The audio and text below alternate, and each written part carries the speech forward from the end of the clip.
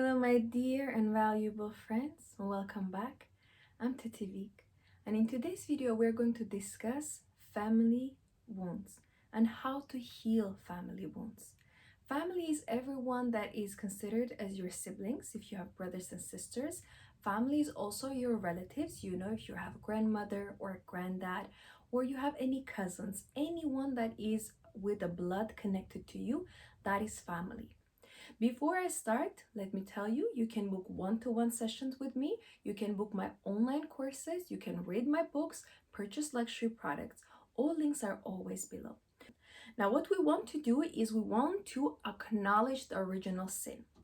If we look at Bible, as we know, the first man, Adam and Eve, even if you just look at the story, when they had children, they had two sons, they're the first sons, and of course all of them, they knew God, so they were worshiping God, sacrificing for God, loving God, getting to know God.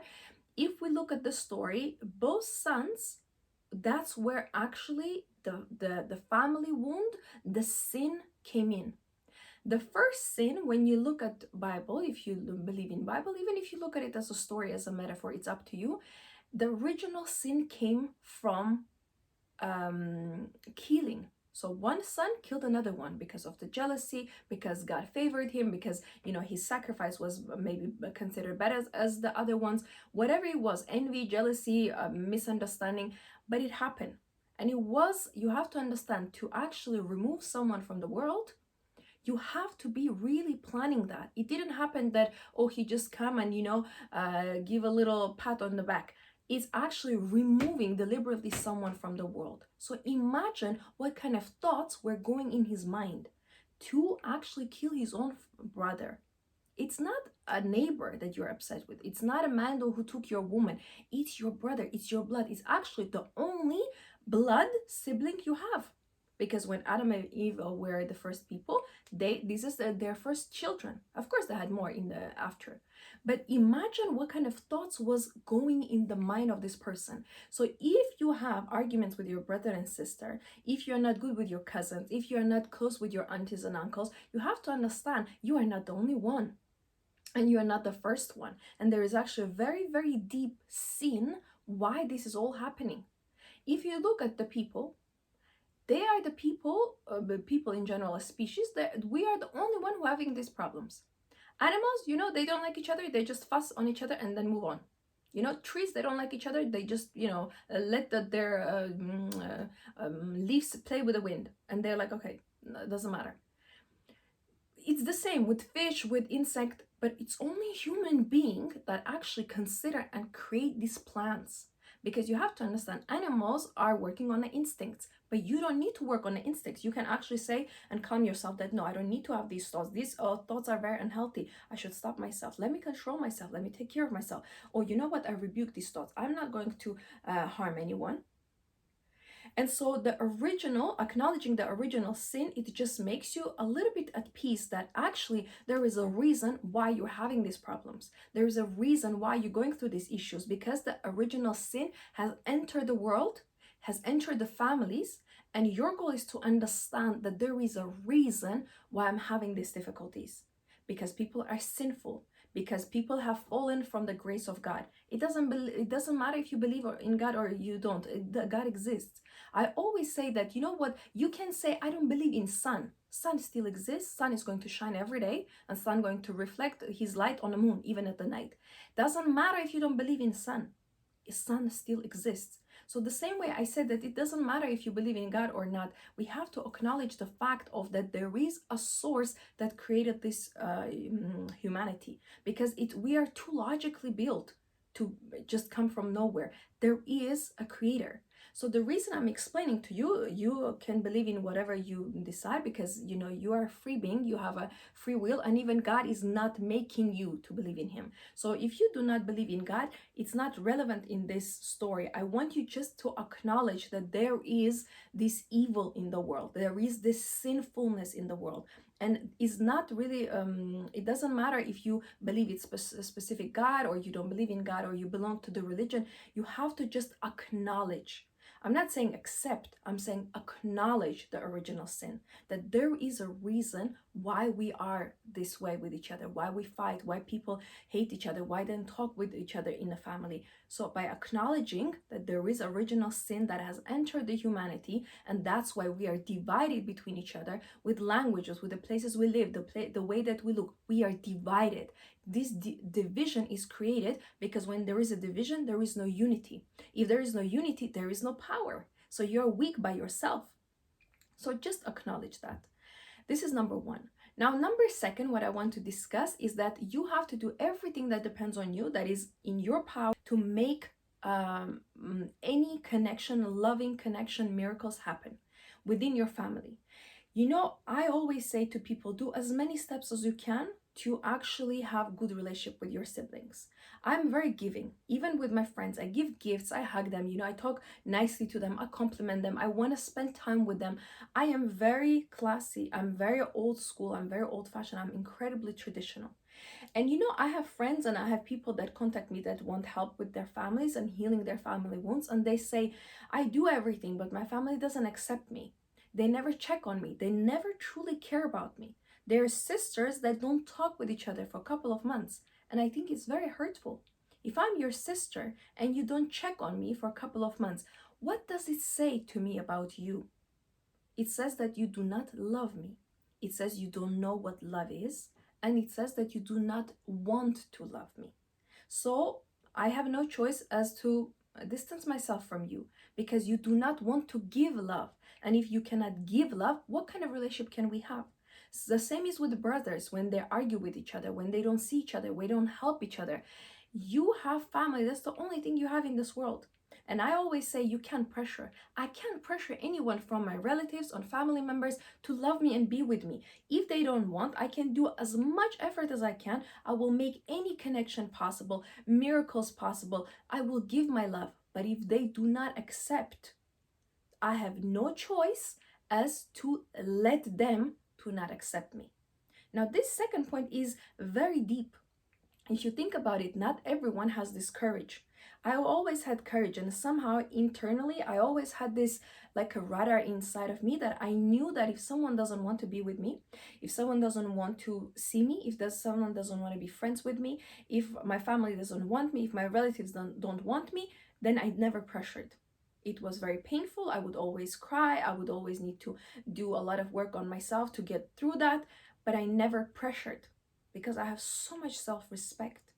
I have such a big high value in my own eyes that I will never pressure my family to be with me. I will never pressure my brothers and sisters talk to me if they don't want to talk to me. If you have brothers and sisters, I will never pressure my mom and dad to love me if they don't want to love me, if they don't know how to love me. I will never pressure and fight and chase and investigate where my relatives are so they can be close with me. I will never pressure because I respect myself. So what I want you to do is to actually learn to respect yourself. Respecting yourself starts with creating this inner, very peaceful boundary that I will not pressure people to be with me.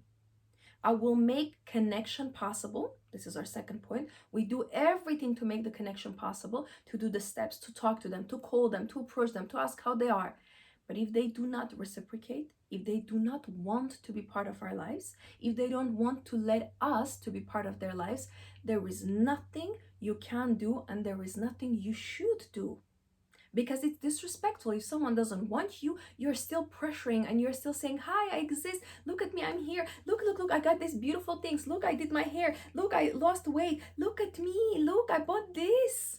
Let me give you money. No, I'm not going to earn you. I'm not going to try to deserve you. I'm not going to try to reach out to you if you do not want me.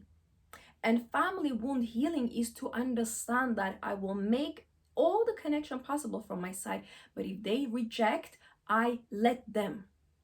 I let them. It doesn't mean that something is wrong with me. I'm actually enough. It means maybe you are intimidated by me. It means maybe you don't like me. Maybe I'm so high that actually you feel jealous of me or you feel envious of me. Families have these things. I knew a girl in my school, and one day she came and I was waiting for her. We were great friends. And I passed her by and she said, Tativik, don't you see me? And I turned and I'm looking at the woman, at the girl, I'm in high school, with a short hair like a man will have. And I am shocked because one day before she had hair like this, like me, long, long hair. And I said, "What happened to your hair?" She said, "Oh, my sister said that long hair doesn't suit me, that it's better for me to have my hair cut." And I cried. And all girls, we were friends, we all cried. We said, "What have you done? Don't you understand that she was jealous of you? How can you dislike long hair? How can you say this is not beautiful? You are envious, you're jealous." And if you watch any video, any woman, I don't know you. I've never seen you. If you feel envy of jealousy, that's your problem. I don't have those emotions. I don't have those feelings. If you see a beautiful woman and you're jealous and envious of her, you don't need to question why your family members are envious of you, because you already put that seed in them. And so I always say, if anyone from your family are jealous or envious of you, ask yourself, am I envious or jealous of them? And if the answer is no, that's fine, then you are not guilty. But if you are, then ask, okay, I'm going to stop this. So do not harm each other. What do you mean a sister is cutting a hair of a sister as for like a boycott? And what is that? And to say that it's more beautiful because you're jealous, because you want to be the beautiful one. You want to walk and you don't want anyone to look at your sister because your sister is more cute.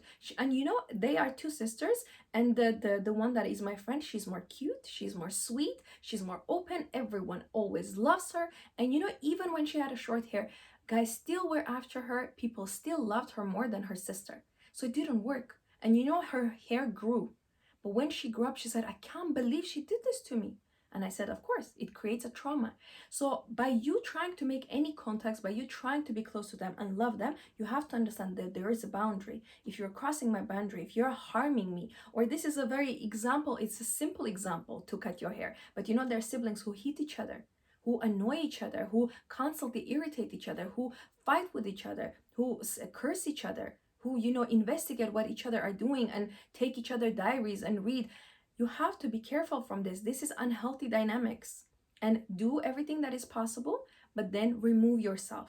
And if you're far away and you want to still do some contact, you still want to reach out, I would say the only advice I will give you is not to text, because text message is not real, but write a letter. And you're writing two letters. One letter is a big letter where you're expressing everything that, you know, I'm so hurt, you did this, I felt you did this. You can say in the words that are comfortable with you, for you, and you say everything that bothers you in the words that you want. And then you write a second draft, a second letter. That draft is going to be the real letter. When you calm down, when you read your emotions, read your words, and you're not saying you did this to me, but you're saying, you know, when this happened, this is how I felt, and I would like to make peace with you. If they don't answer to this letter, if they're still the same, then your work is done. You wash your hands and you say, I'm done with this. Enough is enough. So you have to understand that sibling wound, family wound can be healed. You can make your steps towards the connection, but if they don't want to mirror your love, you leave it. Now, the second step, what I want you to understand in this video is that for you to heal, there has to be a forgiveness moment.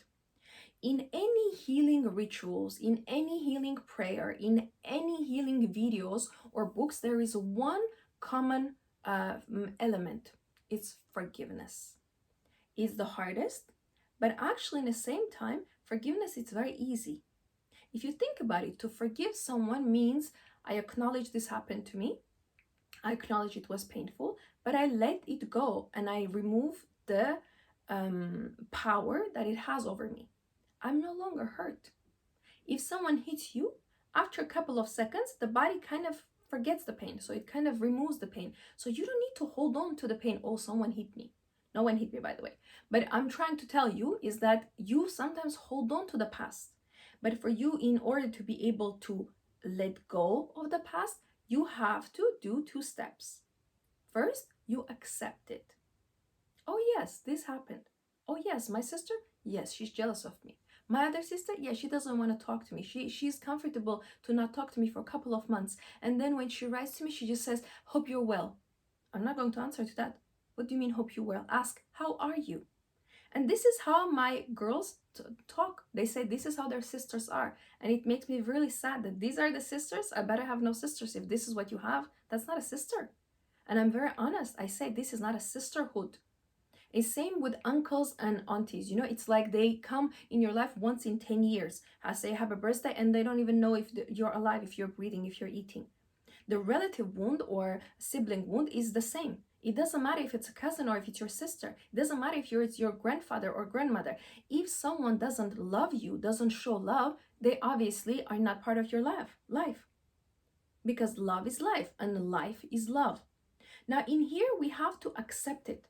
If your, for example, grandparents were raising you, or maybe you never even knew them, maybe you didn't see them, but if something happened between you and grandparents, it's actually it proven that it affects us the same way that our parents would do us, because they're still elderly people, they're still above us, they're still higher than us in our mind, so in our child's mind when we were little, and they are older than us, so we look up to them. So if you had any problems with your uncle or auntie or your grandparents, anyone that is older than you have to acknowledge and accept, I had this problem.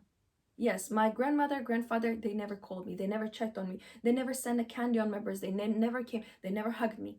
For example, I didn't have any problems. My grandparents, I'm happy with everything. I'm grateful for everything. So this video is not about me. This video is about you. All the examples I'm telling you is from, the people that I work with. Has nothing to do with me. I'm trying to help you to heal. But you have to accept.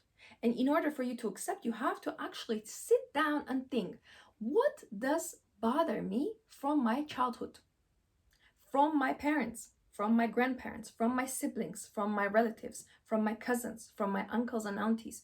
What bothers me? Which experience hurt me? What is that I don't like? What is that hurts me even now? What generated pain in me?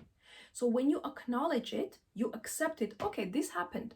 You're looking straight to the fact. You're not hiding anymore. When you can accept something, that's the moment when you say, okay, I accept and I forgive.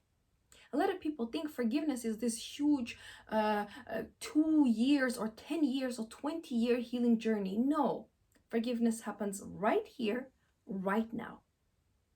Even if you look at bigger things, if we look at the spiritual context, even God forgave us. It was a decision. He said, I forgive you. I'm not going to talk about it anymore. And he never did. So if God Almighty, if you believe in God, if he can forgive us, then how can we not forgive anyone?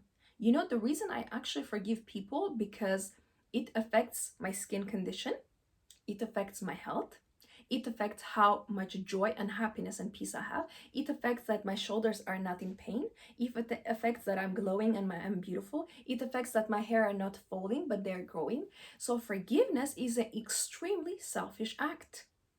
It has nothing to do with the person that you forgive. Forgiveness is about you, loving you, giving yourself the space that say, okay, it happened. No, so what? There are people who do crazy things for each other. Oh, it's okay. My brothers don't want to talk to me. It's okay. At least I'm alive. At least I'm healthy. Thanks God. I have everything. I have a roof over my head. I have my money in my bank account. If you don't have, I will create money from my bank account. I will generate money from the air.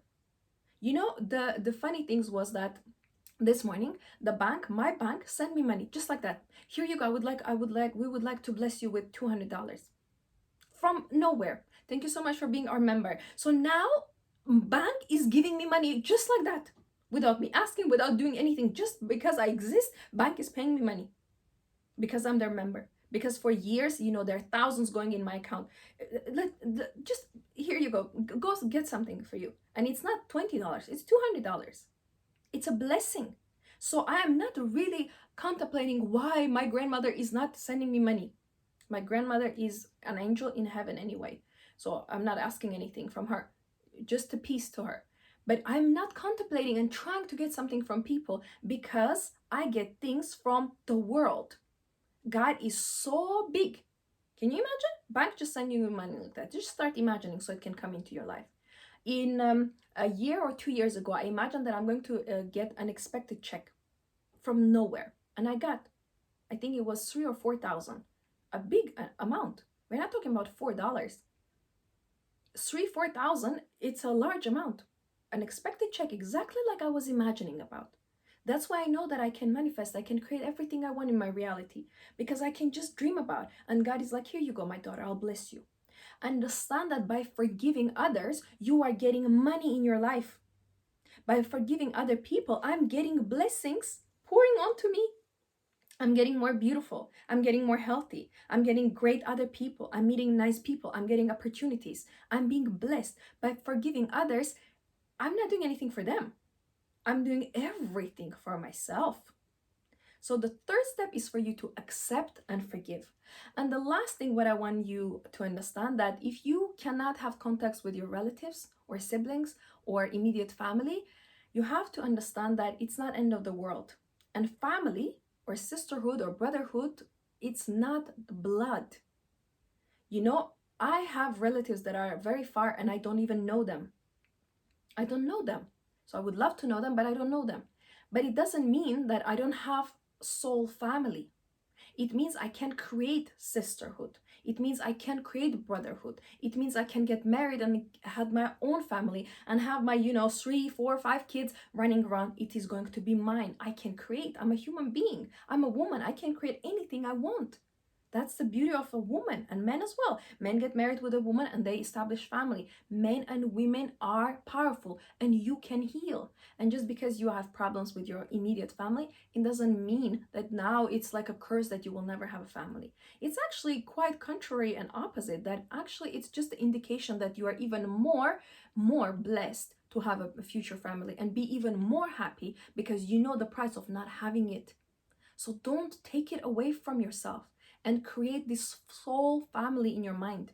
Create it and say, yes, I am going to be with amazing man, or if you're a man with an amazing woman, we are going to have a family. In fact, we already have a family. It's already done. I don't need to even think about the future. It's done. I'm just going towards it. There isn't some kind of parallel reality right now that me, Tetevik, I'm playing with my kids. I'm sitting on the sofa and I'm cuddling with my husband. It's somewhere in a parallel reality. And sometimes I get glimpses of these images coming in my mind. I'm like, ooh, I can't wait. It's coming. It's here. Wow, it's so tasty. So in some parallel reality, you're good. You already have everything you need. You just need to try to tap into that, reach into that, try to get that in your real reality now, because it already exists. So create your soul family. I have met amazing women in my life who became like sisters to me. Family is not blood. Family is the soul connection. Family, relatives, siblings are not the people that are connected with you by your bloodline, by genetics. No, absolutely not. Because there are very destructive families in the world. The family people who love you are the people who are connected with your soul. They love your heart. They protect your body. That is family. People who love you. Family is not the blood. Family is the human connection that you have with that person who genuinely loves you. That's why we meet a person, opposite gender that we don't know, could be even different, from a different country, different age, and we become one with them and we create a family. Do you see that it's not a blood? It's the choice. That's why I believe that people are each other's soulmates. They meet each other for purpose to create their second family. So believe and create family that is a soul family, to attract that into your life, to get magnetic effect of that. Soul people exist. I've experienced soul friendships and I still have them. And it's magic. They're my sisters. These women that I'm friends with, they're my sisters. I don't need to have a real sister by the bloodline. I have sisters. I treat them like my sisters and they love me. They accept me. They support me. They are genuine with me. They compliment me. That's family for me. Not a person who is just in the passport, it says that we are related. It has nothing to do with it. So now let's summarize. Number one, how to heal family wounds. So sibling wound, relative wound, even grandparent wound. Even if you think about deeply, even relatives that you don't know, a wound is you have to acknowledge original sin. That there is a sin in this world, that there is this pattern and the reason why we sin against each other, why we fight against each other, and realize you're not only one, and there is a core sin that is driving all these negative relationships and dysfunctional relationships between people. Number two, what you want to do is to make any connection possible to reach to them, to try to talk to them, to try to love them, to write a letter to them, to try to connect. But if they say no, then you leave it because you respect yourself. Number three, we learned that above all, you have to understand that you need to accept the situation in order to be able to forgive. And forgiveness, as we discussed, is a impersonal journey. It has nothing to do with a person who did something wrong to you. Even a physical assault, for example, even if it happened in the family, which is very painful, if it, the woman was physically insulted by a man, or a man was insulted by a man or a woman, doesn't matter. These are very twisted things, but it doesn't matter. I'm going to forgive about it, I'm going to accept it, and I'm going to forgive, and then I let go. And the reason when you let go is you actually heal yourself. You become more beautiful, you become more radiant, and your mental health is not suffering. Forgiveness is the major key for mental health, in general health for the body. And lastly, we discussed that you need to create this soul family, and you start believing that family is not the bloodline. Family is the souls that are connected to you, the people who truly love you. Now, what I want you to understand that in the end, let's do a little ritual. It takes a couple of seconds, and we're going to take a little teddy bear. It could be this size, or it could be bigger size like this, whichever you feel like it. I like this one a bit more because it's like more a human size. What you want to do is hold the teddy bear. If you don't have a teddy bear, just hold maybe some clothing, maybe some scarf, maybe a pillow. And what you wanted to do is to hold that teddy bear, and you want to put your hand on top of the heart. Imagine that even if it's a pillow, imagine this is the heart. And what you want to do is to hold this heart, and this is a little ritual we're just going to do to heal ourselves, and say, I forgive you, my family. Say with me, I forgive you, my family. I forgive you, my relatives and my siblings. I forgive everyone that is blood connected with me. But I'm no longer a victim. I'm no longer attached, and I'm no longer in suffering. I accept to forgive you all, and I forgive myself. And now I choose to have a soul family. People who love me truly, who accept me truly, and who are there for me, my real family. Now, thank you, Teddy, for participating in this ritual. What I want you to do is to relax. You can hug the teddy bear if you want, and know that you are healed. There is nothing else you need to do. Healing happens in minutes. Let yourself to heal. Let yourself enjoy. Excuse me. And of course, let me remind you, don't forget to smile today and enjoy your life.